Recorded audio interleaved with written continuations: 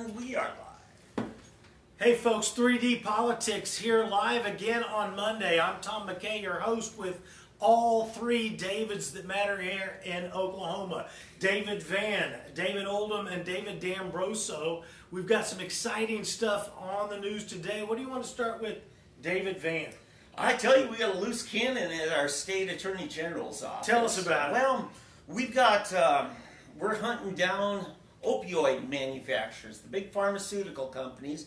The problem is, our attorney general wants to settle out of court, and then he wants to decide where the money goes and who gets hired and how the money gets spent. Sounds good. What's wrong Kind with of a that? centralized thing. Sounds Yeah. like the way Is that they do his it. job? Is Is that that how I you do it? mean, you know, who needs a Control. legislature? Imagine we could just disband our legislature and let Look the at the attorney money we general. could save. I mean, this seems kind of rude, David. It doesn't seem like Hunter shows up to your job until you got to do it. Yeah, a whole new bit here. At What a 3D deal. Politics. Fact is, we could just get rid of the longest state constitution in the United States this way, couldn't we? Yeah, we could. Just leave it to Mike Hunter. Could Hunter do that? I'm even more excited. Ask about him, it he'll now. tell you so. Well, so let me ask you, because I don't know if we've gotten far enough into what exactly is going on. Okay. But does the legislature have to approve any court deal that the attorney general wants to capitulate to Okay.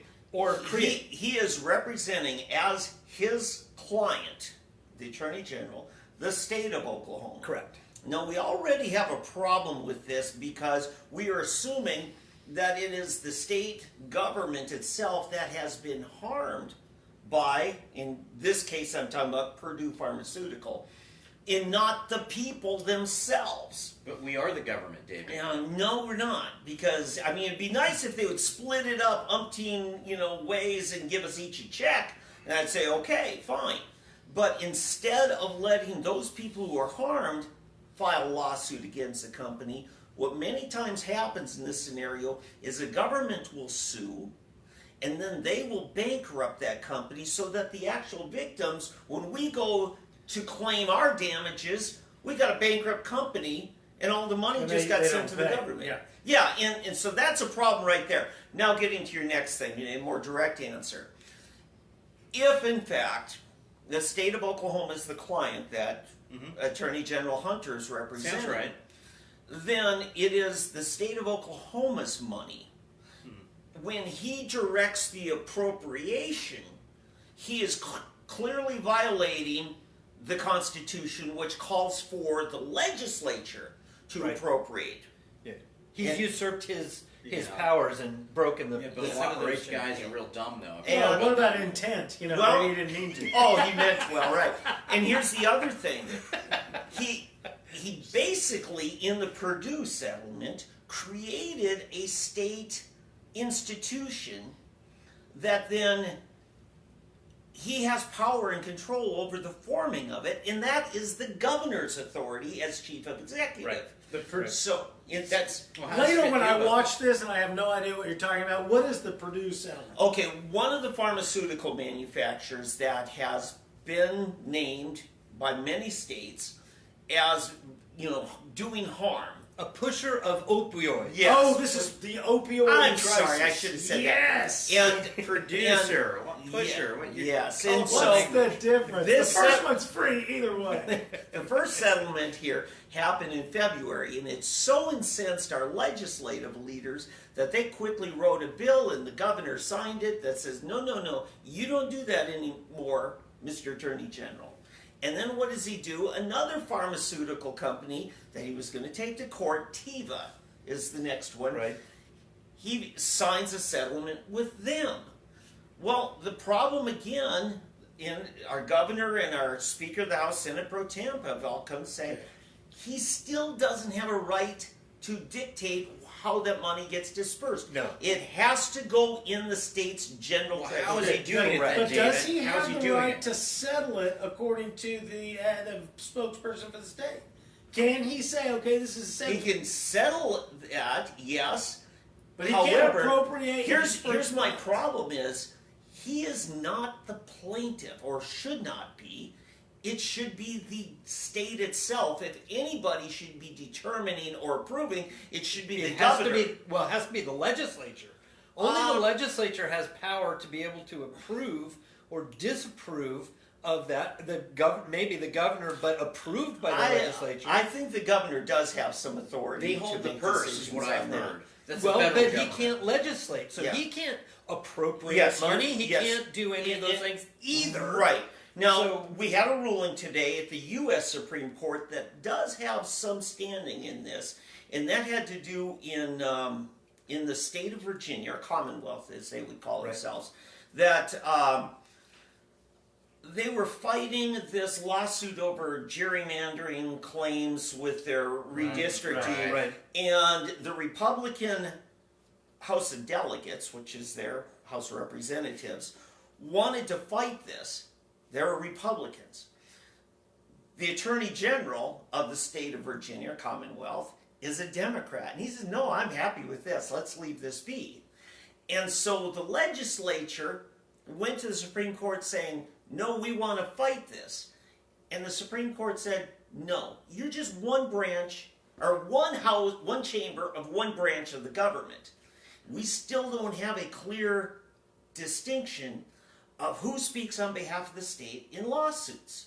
Because I don't think the Attorney General should have the power of a dictator to determine alone the strategy. But Well, he's I believe- he's the I top believe- attorney. I believe some states do require that the legislature approve any such deals before they're finalized. Kind of like the Senate has to approve a treaty. Yeah. That sort of a thing. Yeah. Now, here's I don't the know thing. what it is here in Oklahoma. When you're in a tort Mike Hunter lawsuit, handles it here. when you're dealing with a tort lawsuit as opposed to criminal lawsuit, Right. in the criminal lawsuit, the chief prosecutor has the authority on behalf of the state, on behalf of the people, to prosecute crimes. Right. But in tort law, who is the plaintiff? And this is my problem here of what Mike Hunter's doing, and we probably should get some good education in civics on this. Does the Attorney General have the authority to file a lawsuit of his own initiating, or should he be directed by the legislature, or by the governor, or some entity, or maybe it should be a resolution of both houses and signed to the Well, governor? sure, maybe all of the above. I mean, shouldn't it be? I mean, I Yeah. think it should be his area to, if it feels the need.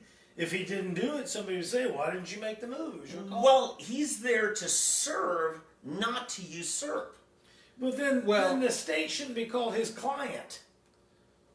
If he's not serving a client, or if he's just on his own claiming, this is what I think is what's best, I don't think he should be going to civil court to sue for damages where we don't have a clear sense of the state that the state should Does be he involved. have standing to sue in that area? Is what your Oh, question. he would on behalf of his client, And the client is. the state of Oklahoma. But that would be in a capitalistic system. He's a civil servant. He's not serving a client. Again, you and I go sue somebody, we don't get the Attorney General handling our legal affairs. Right. The state of Oklahoma does. And so, But the state of Oklahoma is us collectively. It is. And so the thing is, he is doing it on behalf of us collectively. And the question then becomes, how does he get the authority to do that bingo. on us collectively? Absolutely. I think it is inherent in his Because office. we've been collectively hurt. But Yeah, but I think it is. But you know, I don't know. You raise a good question. And- This is a recent anti. We didn't used to have these kinds of things 50 years ago. This is an encroachment. This is an expanding of powers. Well, Education of the certainly, electorate. certainly, the usurpation and his desire to create a plea bargain, if you will, Yeah. and create something out of it. He has zero authority to do that. That's Zero. yeah. He can take the money, but even that is questionable. That it's not going back to the people that it's staying in government. I would suggest that this kind of usurpation of power has been going on for decades. It's education of the electorate is why we're finally seeing it. Well, that's a good point. Very good. Well, Yeah. I mean, and yes, it's been going on for 100+ years, So- as we're going to talk about It's some more just in a now minute, that but- people are seeing the Yeah. vagary of the law that allows them to abuse their power. Sure. What I'd like to recommend is whether you're a senator or a state representative, you've got until I think the 10th or 12th of July to call for an interim study. And I think this is an area where we need to find what the powers and authorities are of our Attorney General's David, office. first of all, none of those people watch this show. So tell them to get out their Pikachu Actually, cards. some of them do. Uh-oh.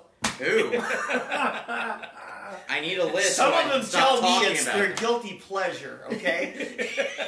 You know what I'm talking about. I heard that politicians are liars. And they're going. There's some of them, because of the very next segment we're going to have, are going to be tagged on this, and hopefully we'll see this Oh, particular boy. episode. Do not share this video. Please stop watching right now. We'll now pause for 30 seconds for David D'Ambroso to walk off the set. All right, I'm done with mine. What you got? I kind of wanted to discuss the idea of this PBS story where they've taken the animated personified animals and decided to talk about sex with children, because PBS has this animated show called Arthur that's all about Isn't that natural, though? I mean, don't we start animals with birds and the have bees? sex. It's true, David. Animals how we do learn. have sex. In front of our children. But how soon is too soon to teach your puppy about anal sex? Isn't that really the question? According to the state of California, 4, 3, maybe. All right. PM. So what do you see happen? Well, what's going on with PBS, they feel like that they're teaching love and tolerance of other lifestyles by showing normalizing the marriage of a same-sex couple. And one of the, as a semanticist by trade, that's how I make my money, is looking at the meaning of words. Now, when you say marriage, for 3,000 some odd years, that means a man and a woman, and it doesn't really indicate any sexual behavior. Marriage between a man and a woman indicates a lot of relationship that has nothing to do with sex. But the minute you add the word gay as a qualifier to marriage, you're now talking about anal sex, at least. And the question has always come to me, when it comes to lesbians that get married, once they make their marriage vows, how do they follow through physically? Is it consummation by instrumentation? How do they do it? So there can be no equality, friends. If you'll just do this with me at home, take 2 fingers, point them like this. See that? That's one example A. Now, take 2 circles like this. Why am I That's on the show? example B. Why? Take one of these and Oh one my of gosh, these. turn this off. That's right, kids. Uncle Tom here is going to It's tell Tom's you. not going to get the weeds, guys. This is Tom outside of the weeds. We should When I have said warned about this PBS, segment. Now, what you have to realize, children, is they're now you guys think this is funny.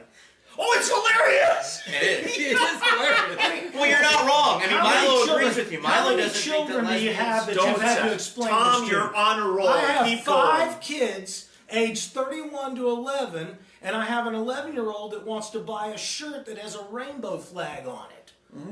Now, I like have a Skittles. discussion to have with an 11-year-old thanks to the encroachment of basic adulthood. It's mixed company. You don't talk about anal sex in front of children, but PBS feels like you do, but they promote it according to what they call tolerance of other lifestyles. Well, frankly, if you're an employee of mine, you don't talk about it either, because it very easily could be sexual harassment. Yeah. And the thing is, Unless that, it's gay. That, well, no, Then no, it's- even it's not and sexual. especially if it's gay. No, no, that because doesn't count. no, especially because of the fact that it often is unwanted, and how can you know beforehand necessarily?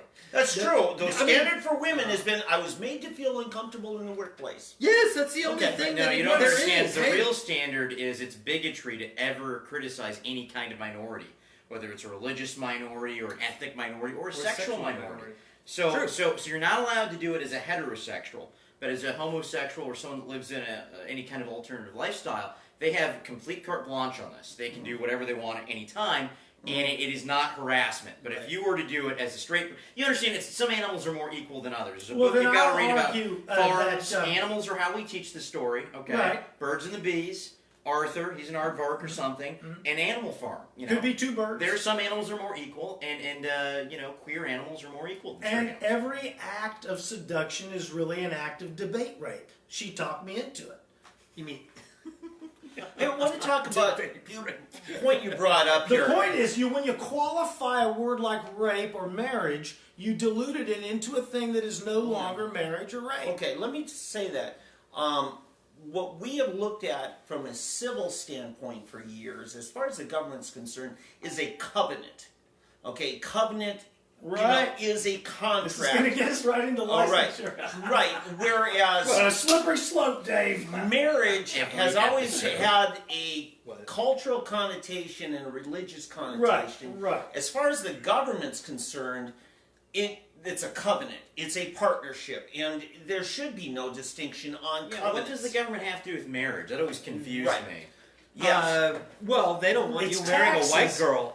that's right. In October 2nd, 2009, an analysis by the New York Times that a homosexual couple denied marriage benefits would incur an additional $467,000 approximately dollars over their lifetime. In so expenses? if a homosexual couple was denied marriage benefits, they would incur an additional $467,000 expenses over a lifetime. See, I don't see it because It's New York we've Times, we've 2009. We've had the marriage penalty as a foundation of our tax policy federally with the IRS. I thought marriage that changed. filing jointly? No, it's It's the same thing. yeah. I mean, well, I'm just telling you what it's been for decades now. Is if the two of you filed separately, you would get a bigger write-off than when you filed jointly. He I doesn't know thought they- about I that. thought- He's a sovereign citizen. He is traveling, officers. No, he's always traveling. I You thought can't there pull him was a over. marriage penalty up until the last, I don't know. That's what it was 15, called. It was 10. called a marriage I penalty. thought that existed, but Yeah. I thought they had changed that. And I'm hoping they have, but I'm telling you what the we've had for decades in America in our tax code is a marriage penalty. It has Yeah. been that way. My suggestion is, though, that the tax penalty for homosexuals is justified because heterosexuals have provided the juice to create every bridge and every building. That is, everything ever made and established is due to heterosexual behavior. Yeah, heterosexuals And so, create more tax look, service. I need a tax break based on the fact that I've created 5 natural average taxpayers. You Tax so paying. building the Ponzi Homosexuals scheme can't at even Fairview. accidentally create a taxpayer. No, they can be inseminated. That's or not they a can natural have average surrogacy. taxpayer. It costs more money to create a kid in the test tube than it does at home with a mom and dad. So whenever the economic argument goes away, is there any other argument? Because Well, give it 100 What's years, love got to do with that it, won't be Tina? true. Well, here's the only thing He about doesn't it know though, what Tina is. and that It's is, too kid. and that is Turner, she's related to Mike. Oh, he does. No doubt was a band before. Okay. Okay. The only problem here is that the tax code is unconstitutional. Here we go. Even by, well, hey, All right. if it is, it is. How dare you David, be We consistent? need to have a pool. How many minutes can we get into segment before To the drink and get- Constitution? Does this have anything to do with licensure? You're good. You're the good. question, You're the fine. question is, what am I here for then? But the reason is that everybody isn't taxed equally. And that's the problem. Yeah, progressive And taxes. not only is it progressive, but but improperly progressive, but also causes a sin tax, if you will, for particular modes of behavior. Hey, if you stay single or you get married, there's a penalty. The thing is that can't be in the tax code and have it meet the criteria of equal justice under the law because and equal taxation under the law. And so that's 14th and 16th Amendments. But it's not the government's job to punish that. Well, let Aren't me they say supposed to this. tax They're not allowed to because I'll- unless you've harmed I'll somebody, use then it's an not sin illustration. legally. This came from Hubert Humphrey when he was speaking with Golda Meir in Israel back in the mid-60s. So many young Israelis were not getting married. They were shacking up. And this is Hubert Humphrey, was encouraging her to change the tax code to incentivize them getting married. And here was Humphrey's justification. He said, you are what, a couple million Jews in this nation, and you've got how many tens of millions of Arabs surrounding you. You need to repopulate. Who's going to repopulate more? Shacking up couples or married couples?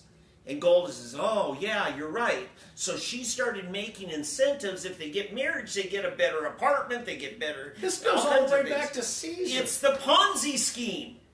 We need a bigger next generation to prop up us, just like we're propping up our parents. You have to. That's Social how we're Security. living on tomorrow. Well, You actually- replant your crop. It's not a Ponzi I'm not scheme. justifying it, okay? I'm just saying that is their It's the mentality. fact. Yes. Taxes have always been placed on activities that you want to make fewer and Suppress. less of. Yeah. Suppress. Thank you. And you encourage behavior by relieving tax burden. Except the thing is that constitutionally you're not allowed to do that. That's the problem. Because Right. what that does is it unconstitutionally violates some at the benefit of others. So But if you Well, really feel like it, you can do it. Well, it is. It's the term is social engineering. Well, Right. and, Yeah. and it's the whole social engineering, socialism genre of philosophy that gets you into the Ponzi scheme Absolutely. that has to Yeah. have you have a bigger next generation and That's a after good because point. you put them all into debt. You need the slaves coming up to pay for all To your tax- excess today. Yeah, Tom's I'm point a is cynic, but I'm not that far gone. he is creating more tax serfs than your Yeah, average I mean, I got homosexual. kids here. So he should get a break. No, they're slaves. They're not slaves. Slaves, they're serfs. But Don't stop, listen to them, kids. stop Robots. and think about it. Wait.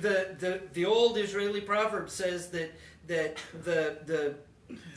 debt Usury is good. No, it says that the borrower debt is is slave. server- The borrower is servant the to- servant to the servant lender. There you go. And so the thing is that it is slavery, it is servitude that we are putting upon the future generations every year that we have excess. Yeah, We all weren't them. talking about taxation at the debted level. I'm just talking about validating taxes.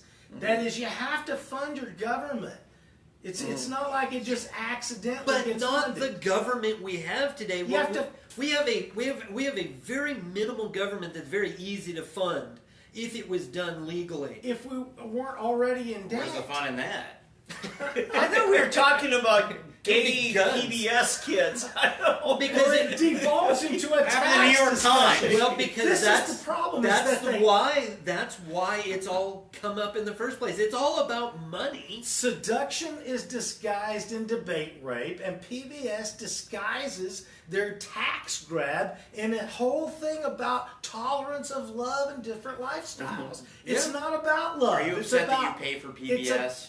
Yeah. That's what oh this is my about. God. Well, He's that just would cheap. be- That's I'm- all. He doesn't care about the gay thing. Wow, he just doesn't want to pay now for that it. was good. That was cathartic. I think it is That's a it. PBS thing. That's it. All right, what else we got here? All right, somebody else. Well, in New York Times, you mentioned that. What was that $467,000 thing about? Was it the tax burden? It had to do with they'll incur an additional $467,000 in expenses over the These are- lifetime compared to a married heterosexual couple. And they based that on what? This would I'd have to tear The New York apart. Times is never wrong. Yeah, Never. They're Well, saying that we're in a shooting war with let's- Russia. Let's right point now. out what they're not. They're selectively not pointing out is many of these extra expenses have nothing to do with the government. It's whether or not a health insurance policy determines you to be one family or you got to write two. Oh, I'm sorry, you're an Everything insurance has guy. something to do with government. Okay, I And that's- understand. So you made a big mistake right there. Okay, but what I'm saying is, getting the family discount, getting the family policy with Yeah. one deductible for the whole. You're in a family. higher risk pool as a homosexual, regardless. It You know, leaves out their opportunity. Well, that's another point. Actuarially, you are engaged in far more risky activities on True average that. than a heterosexual individual, and there are many more risks. So, you And know. they can take power of attorney or create trust. They're free to do that. You can leave your money to a cat if you want to. So this idea that they can't create some sort of civil union outside of the church's marriage concept is just totally ridiculous. I say just take it away from government. I don't think that marriage Well, has anything yeah. to do with government. You can recognize unions, yes, for tax purposes. That's right. The government should just get rid of the term marriage and leave that to the church and Right. society Right. It's a and religious culture, and just have a covenantal institution. where Filed jointly, a whatever couple you can call it. just go. And I want to commend Representative Todd Russ has filed this bill every year. It just allows for a couple Sure, to Todd. go file down at the county court clerk's office an affidavit. You walk out married, and you don't. If you want to have a religious, Well, you're already ceremony, married. you You just now are registered Yes. with the state. Yeah. And you were married before, but But you're now registered with the It's state. not Okay. a license, it's a certificate. Correct. The importance of that, David's told me long ago when we first talked about that, a license is permission to do that which would otherwise be illegal. Your child does not have a birth license, they have a birth certificate. We didn't license a birth, we certified that it Not happened. yet. Yeah. So that's, this is And not so China. what is this bill? Who is the person again? Oh, State Representative Russ. Todd Russ. Todd And- Russ, and what is the bill he I- continues to push? I call it the Marriage Freedom Bill. He's filed it so many times. He didn't get a hearing in committee. No, he didn't. I did give him 5 bonus points in the Freedom Index for writing it again this year. Nice. And I punished the chairman of the House committee who refused to give it a hearing. Do we punish Russ by making him watch the show? Does he watch it or not? I'm sorry. You see I punish him by the, furrowing brow. the local county clerks though need that tax money from the licensure, and so that's probably why they're not wanting to do it. Because No, I have to say it's not, because it won't impact that at all. That doesn't mandate any change in fees or anything they just for that. right. What it does protect them, the county court clerk from, is certifying that they're attesting to it by marriage. signing it. That it It's is just a marriage. witnessing that they Yeah. certified If you're an atheist, you can Yeah. get your Right. commissar to preside over your union, and If it's you, all fine. yeah, now if you religious, remember you're a the priest famous or you're a case in pastor. Kentucky, Kay Davis, who is a Oh. district court clerk, and she refused to sign them. right. You know, And all the liberals said she was so evil for not doing Right. her job. But sanctuary cities are great. right, but it was a violation of her conscience for her to declare it a marriage. And she's not Right. entitled to a conscience No, because she here's the disagrees with problem. liberals. Well, that's literally what the court said. Here's the problem. About Yes, sanctuary cities too, right? You guys, can you let the man finish? Okay. Sorry, Dave. her oath of office was to uphold the laws of the state. There were no laws written. Right. In the first state that ever the Supreme Court of that state said you got to allow gays to get married, it was Massachusetts. And they Is that also a Commonwealth? put a stay on their ruling for the next 6 months for the legislature to rewrite statutes that were consistent with this ruling, so that the legislature was the one who made the laws that the agencies were to uphold. Right. That's the way it should Yeah, yeah, be. yeah. That's all neat, David, Okay. but the feds probably walked in and said, supremacy No. clause. In Oklahoma, it did not happen. Our gay marriage ban that we passed by amendment back, 10, 12 years ago, got thrown out by Supreme Court ruling, or assumed to be thrown out. They didn't actually rule specifically, but it was assumed to be thrown out. So our agencies just wrote new marriage license applications Right. that were not approved by our legislature. Right. And so this is a slippery slope. We've got to get back to doing things the right way. And that's the court. Okay, fine. You make your ruling, but you respect that that's the legislature that makes the laws. See, David, this is just it's so frustrating here, David Van, because you don't understand that sometimes people really want to do something, and all these boring processes just get in the way. I know. I know. And pesky if you Constitution. want to do something enough, you just got to go for it. All right, You just got to do I it. think- Let Mike Hunter do it. I think it was. I think I heard. I worked for him. I don't know. Depending on, if you ask the RNC, maybe not. But I got tens of thousands of pieces of literature out there. I think I heard this from Mark Levin one time, talking about the Constitution is a unique document in that it's our document of protection until you are elected. and then when you are elected, it's your obstacle to getting anything done. Yes. That is exactly what they see it as. Should be. Yeah, guys, you don't understand. I think that's beautiful. I mean, as someone who wants to get something done, as a progressive, and we know that any progress is good progress. All progress is good progress. When you're an alcoholic and you're progressing towards that full cirrhosis, that's good. We're going to get a sarcasm level. Yeah, no, I'm being serious. It's very Put it up in progressive. the corner. And you're running this race to your goal, and your goal is post-scarcity. Your goal is perfect equality. And you've got all these stupid rules and these fuddy-duddies in your way and the Constitution, and they're each hurdles in this field and track competition. And any way you can, you just kind of cartwheel over it. You go around it or whatever. And if no one calls you out on it, and no one's been calling anyone out on it for over 115 years in this country, you still get the medal. Yeah. And you Right. achieve your goal. So why wouldn't you do it? Well, you'll get a medal even if you don't accomplish your goal because you tried and you meant well. Oh, but Yeah. they're playing for keeps, and they're very yes. effective. Yeah. Yes. I heard we went to war this week. Is that true? Yeah, New York Times said this. That's why I wanted to get this number correct. This That's just $467,000 2009. from the New York Times is never wrong, if I understand. That's Is what that what they say. say? Okay.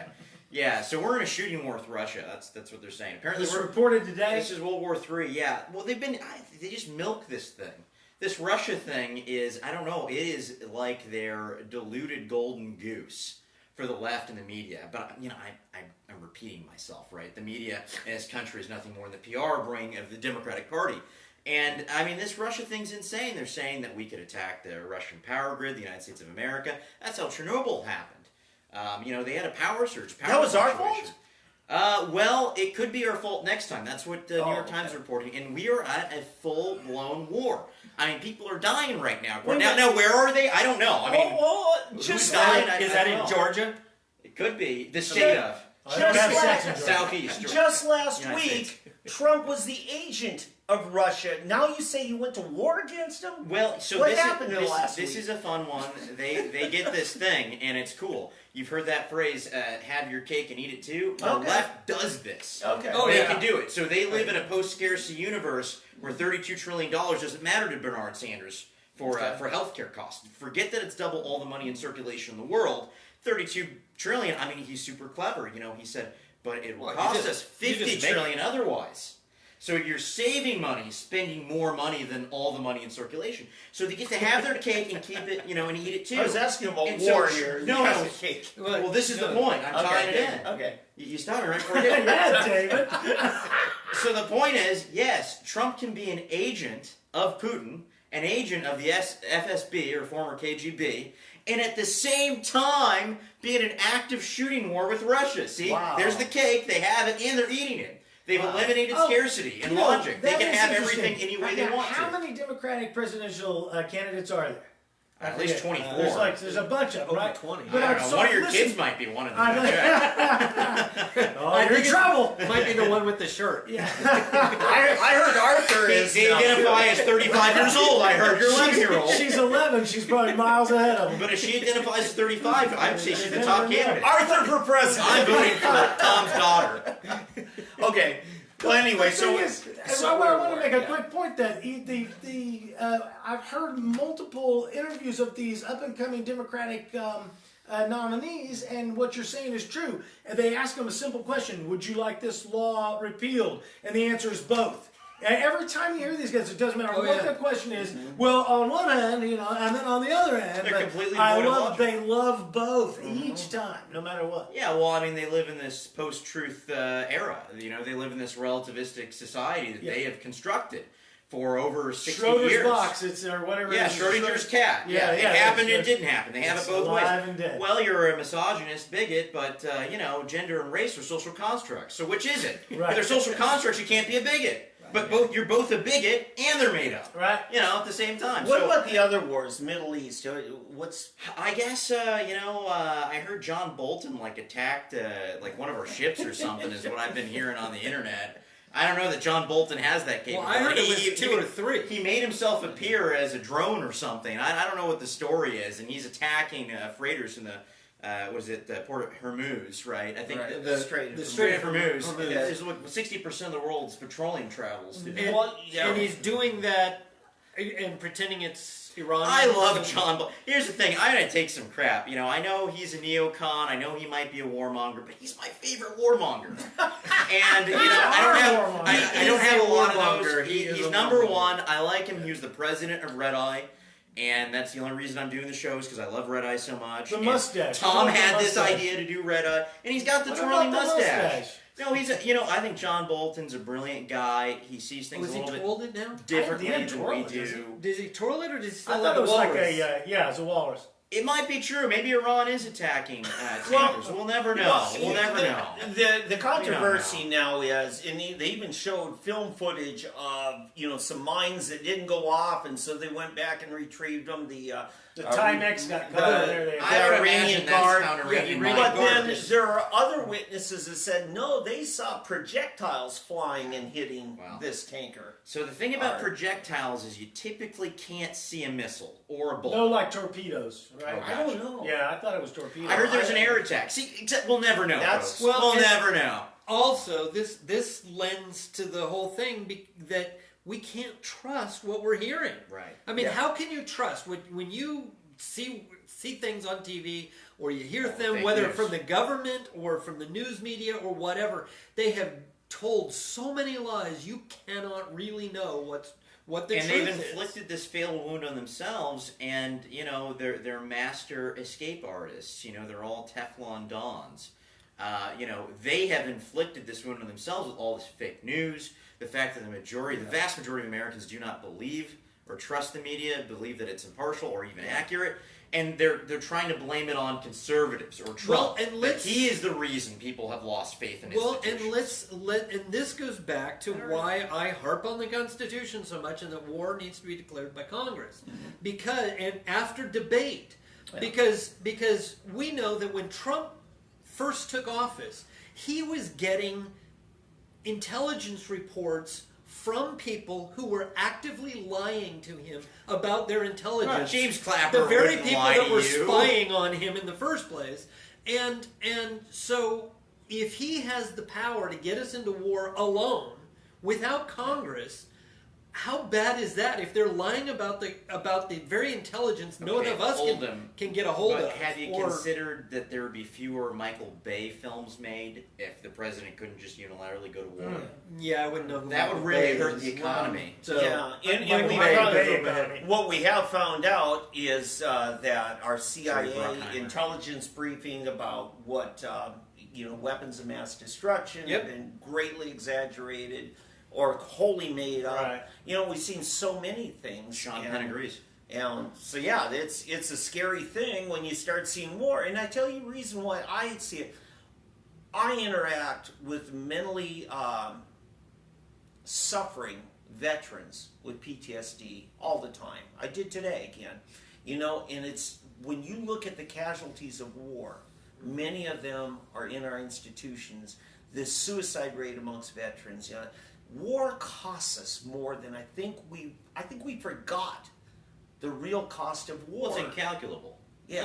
It's not money. You break people's psyches in ways that don't always present themselves immediately or ever to others. Here's the thing. We've got probably the finest fighting forces that were ever trained by any culture, society in that. But then getting them back to civilian life has been a much harder task. Sure.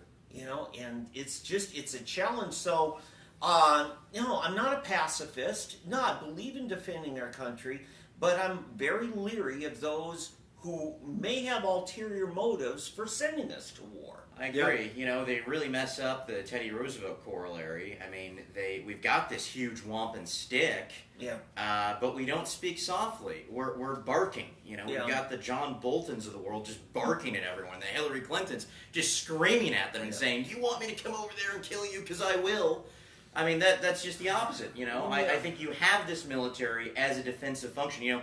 I think in the 1940s they changed it from the Department of War to the Department of Defense. That's correct. Yeah. Was it in the 1940s? We have such a large military to prevent war because no one should want to fight us. And I think we really misuse it often with our geopolitics, and it's unfortunate. It is the neoliberalism. It is the it is the progressivism. It is the war hawkishness of the Hillary Clintons and John Boltons and John McCain's. Yeah, part of that is the aftermath of the physical battle. It is that guilt that seems to be resident in us, especially in the more liberal faction, that thinks we owe it them to rebuild their nation better than it was. And my thing is, you know what? You want to strike fear and terror into people, you attack them and then say, okay, don't do that again. We're leaving. You clean up the mess. Right. Does that make me heartless? Well, maybe. But you know what? The casualties of war on our nation are a lot lower that way. We didn't lose very many lives in the actual battles of the last 2 decades. Well, guys, we're in the final 15-minute stretch here of Yeah. the 3D Politics Show. Let's just tune in for the people who are listening. I'm Tom McKay, your host, sort of. David D'Ambroso, David Oldham, David Van, your 3 Davids that really matter. You find them at Sooner Politics and Constitutional Grounds, and David Brand D'Ambroso is just anywhere he says he is. Let's go on with this, and then I want to bring up a more ethereal philosophical concept of co-ownership, how it plays out. But finish off your topic here. I think he was, the licensure we wanted to get We to. do need to get into licensure. Were we done with this? I think so. Yeah, I think move on to pretty licensure, much yeah. this up. So we've covered licensure a bit already this evening. You know, we talked about marriage licensure and so forth. But David turned me on to the... This David, right? Yes, David Van turned me on to... Any sentence is David turning me on. I mean, it's To- What are you talking about? He turned me on to this. And what he said was, it's the Occupational Licensee Advisory Commission. You know, we're going to put that up on our And Facebook we're going to put page. this up, but I wanted to bring it out because I harp on the unconstitutionality of licensure, and I wanted to bring it up because they say right in their executive summary, they say that they are looking to reform licensure, not get rid of it, but reform it. And I do commend that some of the things, they do want to get rid of some things. Right. And but it's very arbitrary because they don't want to get rid of everything, but some things. But they do say this, and I think it's important. They say an occupational license is essentially permission from a government institution to work in a particular field. to keep us safe. Which Well, is horrible and I feel wording, safe. at least. No, that is exact wording. Well, what I And- mean is and- it's horrible. But Yeah. it is exactly what it is, that if you want to work in a particular field that they have arbitrarily decided needs a license and has a board or whatever to create the requirements for it, that you may not participate. It is actually a crime to participate in that field of occupation unless you have your license. That makes a lot of sense because I like the guy that cuts my hair to have a lot more training than an abortion technician. It just makes sense. And that is exactly what we have. It is that arbitrary. I'm a You have to licensed have- Mason. Okay. You actually have to have 1,600 or 2,000 hours to become a hair cutter. And only 600 hours, less than half that, to be a law enforcement officer. That's correct. Makes sense. Okay, I was served with one of these cease and desist orders from the state locksmith board a couple of years ago. Oh, And really? yes, it was on my website. Now, I do a lot of home improvements work, and sometimes, I'm called in to fix up, let's say, some burglar kicked You in replaced the a door. doorknob. And It had a lock on it. I Clown was world, guys. working, and then Welcome to somebody clown world. bought a whole bunch of furniture that had to be assembled. Cabinetry for a new office. Called me in to get it done right. And you know how it is. Right. You get it wrong, you have to take it apart, and and all that. So they left the frustration to me. I had to tell them that little cam lock that goes on that one desk drawer that you get to lock, they have to call in a locksmith to just tighten that little nut and put that on. That is our state law, and I was Is it threatened. really? Yes, I was threatened with action against me in my business if I didn't remove any kind of inference in my website. And they didn't want to hear of another report of anybody hiring me to put a little cam lock on a file David, cabinet. have you thought about all the people that would die if you inappropriately tighten that nut. I know. So the other day, I'm down at the locksmith shop because I needed some keys made, and I'm asking them. I said, "So what are you guys' dealings with the locksmith?" They say, "Hey, as long as we keep filing and doing our licenses, we're fine." And I said, "You think it's necessary?" He says, "Hey, sure cuts down the competition." That's correct. Bingo. That's exactly what it's all about. It's protectionism. But you will be pleased to know that the latest committee report wanted to get rid of the alarm locksmith and fire sprinkler manager and salesperson license, but not the technician license. Yeah. If you ever got a chance this last election cycle, We don't mind to loosen up the stats. Kathy Costello, I told her, "You've got to write an article on this." She was running for state labor commissioner, and she said, "You need a license to sell furniture in the state. Not that they enforce it, but it's there. And then you need a special license if you sell bunk beds. That requires a separate license." She had us rolling. She was in town, Tulsa 912 project meeting. And I said, "Kathy, you've got to write that down. Kathy, if you're listening, please, you've got to write that down." It was some of the best comedy. If it wasn't so ridiculously true. Well, and I would love to see that too, Kathy. In 2017, a study by the Institute for Justice, well-known legal firm, a pro bono by donation nonprofit legal firm, ranked Oklahoma as the 18th most burdensome licensing, or had the most burdensome licensing laws in the nation. So we were number top 18. 10. We were not top 10, and we're not a top 10 state not yet. the bottom 10. We were right. But you in could the just upper as middle. well call us the 18th safest state. By the same token. Yet Okie rigging things. All right, as a term, right? now I get to throw out the Ben Franklin quote. "Those who would trade essential liberty for temporary security deserve neither." And he wanted to make the national bird turkey. Yeah. Checkmate. Okay. That's how argumentation really works. Let's talk for just a second because what I want to help people see is that when you license something, you have to start with a prohibition. Yeah. You are not permitted. You are prohibited from participating in an activity. Now, who owns your body and your ability to do things and so forth? That is literally what they would have you believe, is that the state owns you and that's true. They can force me to take shots. It's true. Okay, Well, that makes us subjects. That makes us subjects, which we fought a revolution Yes, we did. against. Yes. No, we fought a revolution for a 2.5% luxury tea tax. Get it straight. Yep.